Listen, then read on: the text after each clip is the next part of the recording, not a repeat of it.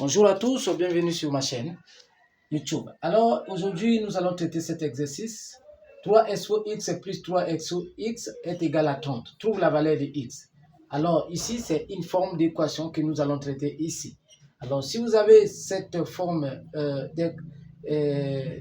d'exercice, alors la première des choses qu'il faut faire, il faut d'abord observer.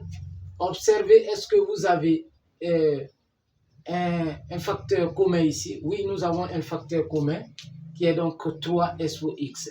Alors la première des choses, nous allons donc mettre 3x en facteur, 1 plus 1 qui est égal à 30.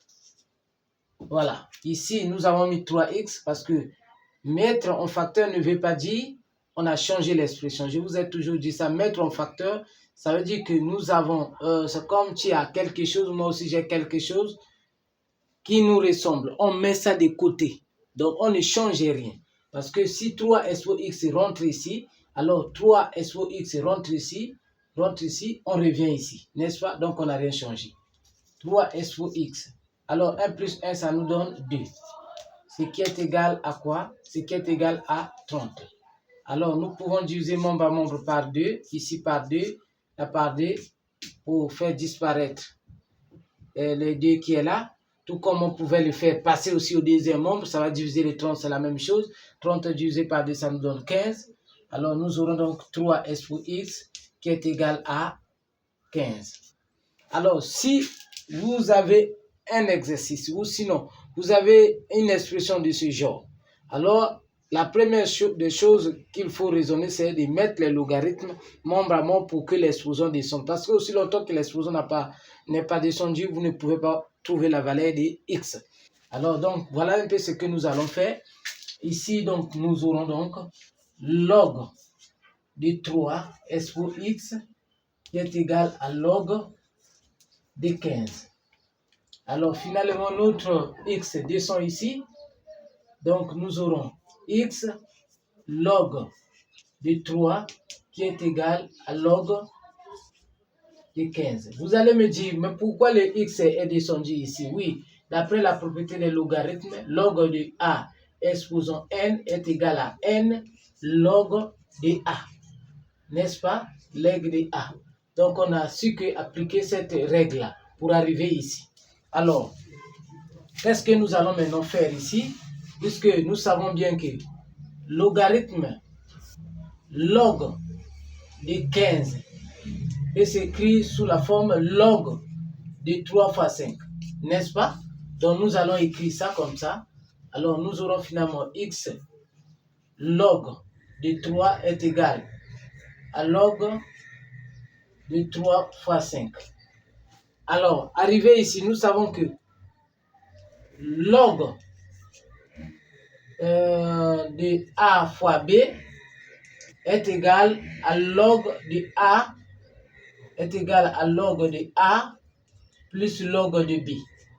Donc, nous aurons donc ici, attention, nous aurons x log de 3 qui est égal à log de 3 plus quoi?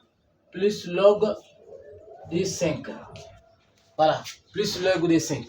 On peut effacer ici, plus log de 5. Alors, arrivé ici, nous sommes un peu pas bloqués, mais nous pouvons diviser membre à membre par logarithme de 3. Notre objectif, c'est de rester avec l'inconnu au premier membre seul. Donc, nous allons dire x log de 3 divisé par log de 3 est égal à log de 3 plus log de 5 divisé par log de 3. Alors ici, là, vous voyez, ça part.